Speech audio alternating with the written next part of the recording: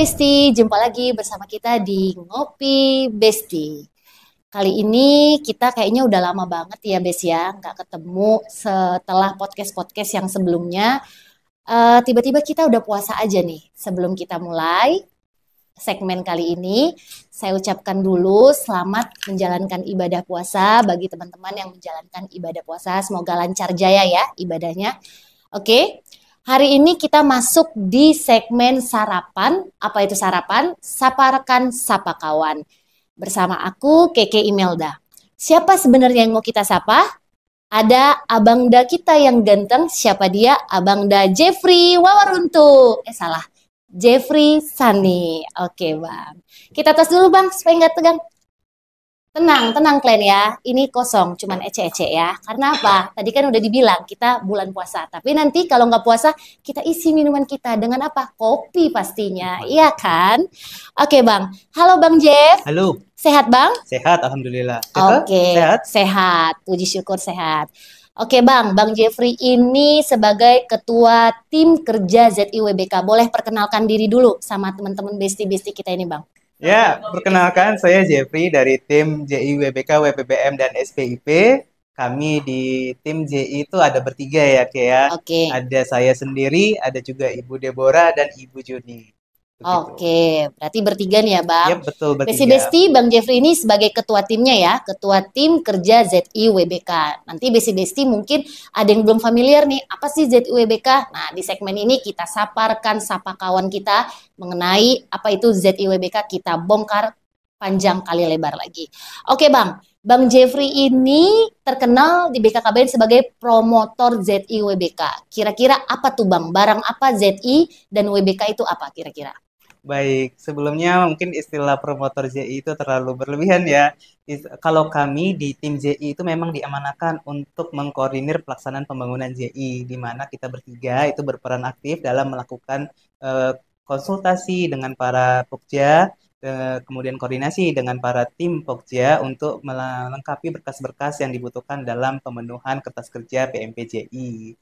Oke, bingung ya JI itu apa? Zona integritas atau kita singkat ZI itu adalah predikat yang diberikan oleh Kementerian Pan-RB kepada instansi pemerintah atau unit kerja yang memiliki komitmen untuk membangun wilayah bebas dari korupsi dan wilayah birokrasi bersih dan melayani.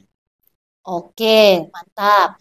Tadi aku ada dengar tuh Bang, bebas korupsi. Berarti kita bebas dong untuk melakukan korupsi. Siapa tahu besti-besti belum familiar nih sama istilah ini kan. Maksudnya apa tuh Bang? Berarti semua pegawai bebas nih untuk No, korupsi. no, Ayo, no. no. Oh, bukan nih, Bes. Integritas Apa tuh, Bes? yes, korupsi no. Jadi memang Oke. wilayah bebas dari korupsi. Ada kata dari Oh, ya di oke. antara bebas dan korupsinya. Artinya memang kita diusahakan untuk membangun unit kerja yang bebas dari praktik KKN, bebas dari pungli, suap, dan penyalahgunaan wewenang, serta memberikan pelayanan prima dan dirasakan langsung oleh masyarakat manfaatnya. Seperti itu, Oke. Oke, siap.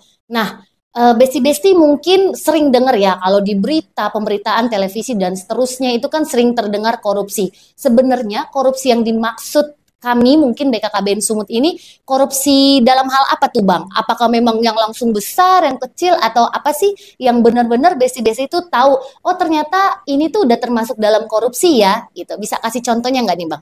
Baik, untuk wilayah bebas dari korupsi, korupsi yang dimaksud di sini memang merupakan bagian dari undang-undang terkait dengan tindak pidana KKN ya. Namun dari hal-hal kecil itu juga dapat kita lihat, misalnya datang terlambat, Oh, kemudian iya iya penggunaan iya. waktu jam istirahat yang berlebihan, melewati dari batas Oke. istirahat yang sudah ditentukan oleh masing-masing unit kerja. Itu termasuk Mbak E.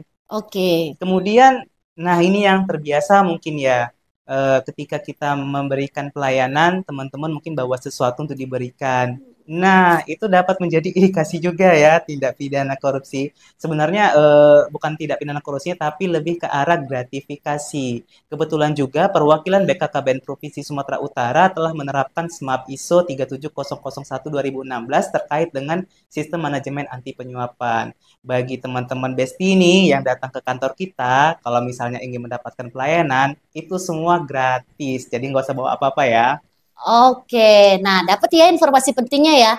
Besti-besti yang mau melakukan pelayanan apapun ke kantor kami BKKBN Sumut tidak perlu membawa apapun. Kami melakukan pelayanan tersebut secara gratis ya Bang ya, dan Betul. siap penuh melayani besti-besti semuanya. Tapi nanti kalau mau ngasih bolu, rambutan di belakang layar aja, ya kan? No, no, Bercanda-bercanda. no. No, no, no. Itu namanya no korupsi atau Korupsi. gratifikasi ya. Gratifikasi mungkin nanti kita bicarain di segmen yang berbeda lagi ya Bang ya. Boleh. Oke, kita sekarang fokus ke korupsi. Oke, tadi kita sudah panjang ke lebar ngomongin tentang apa itu pengertian dari korupsi tadi ya, atau contoh-contoh kecilnya. Jadi untuk BKKBN Sumut sendiri kan bagian dari kantor pemerintahan ya Bang. Terkait ZI tadi, apakah seluruh kantor pemerintahan atau instansi memang harus mendapatkan ZIWBK ini atau seperti apa? Ini wajibkah atau adakah ganjarannya kalau satu instansi nggak dapat ZIWBK ini nih ganjarannya seperti apa kira-kira Bang? Baik, kalau misalnya kita mengulik di mana pembangunan JI ini bermula, di ketika pelantikan Joko Widodo sebagai presiden, dia mengamanatkan untuk meletakkan reformasi birokrasi sebagai salah satu program kerja prioritas dalam visi Indonesia Maju 2019-2024. Menindaklanjuti hal tersebut, Kemenpan RB membuat kebijakan terkait dengan pembangunan unit kerja percontohan zona integritas, di mana masing-masing instansi pemerintah ataupun level UPT atau Satker di bawahnya itu membangun zona integritas Hmm. dengan ruang lingkup yang lebih sempit ya dari RB ya.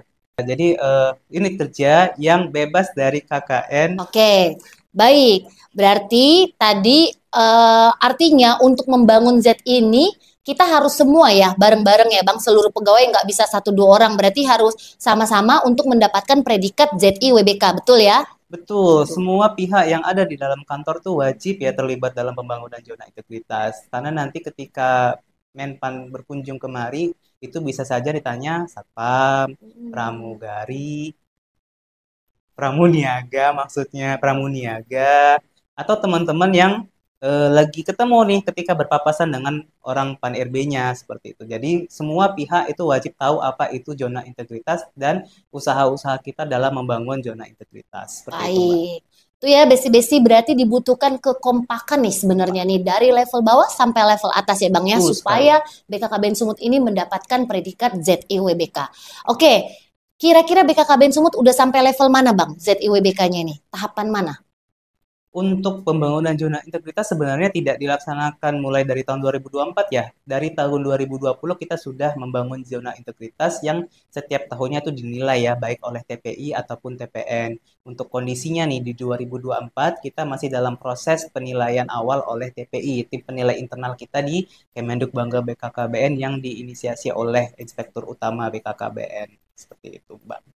Oke, berarti masih pada tahap awal ya, Iya, tahap penilaian awal level yang awal. kita berharap kita dapat lolos TPI dengan Amin. nilai-nilai yang direkomendasikan untuk maju ke TPN.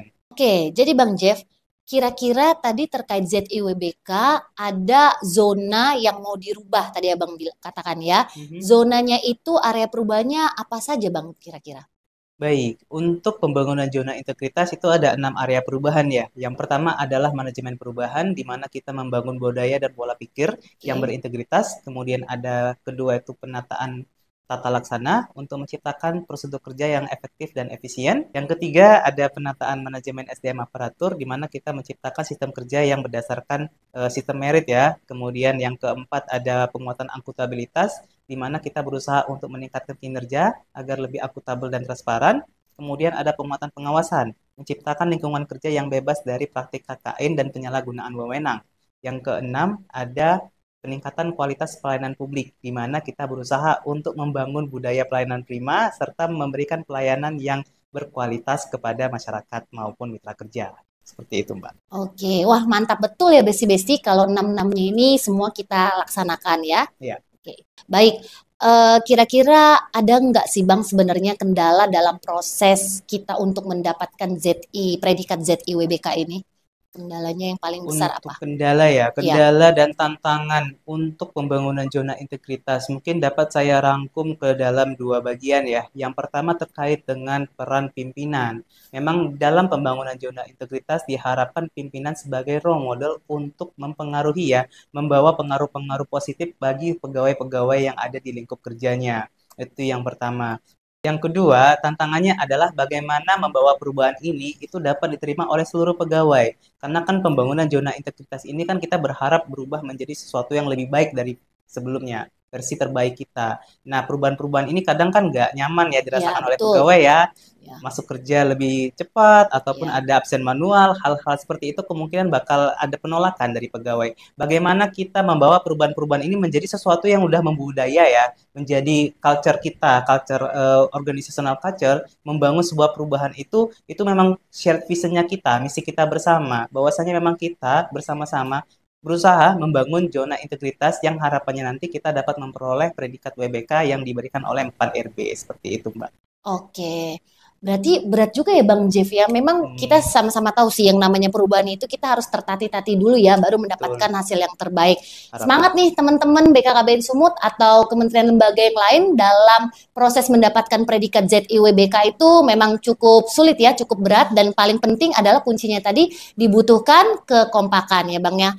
Oke, makasih banyak nih Bang atas waktunya berbagi Sama-sama. bersama teman-teman Besti yang ada di sini. Mudah-mudahan informasinya sangat bermanfaat dan edukatif. Sebelum kita tutup, kita ngopi Besti dulu.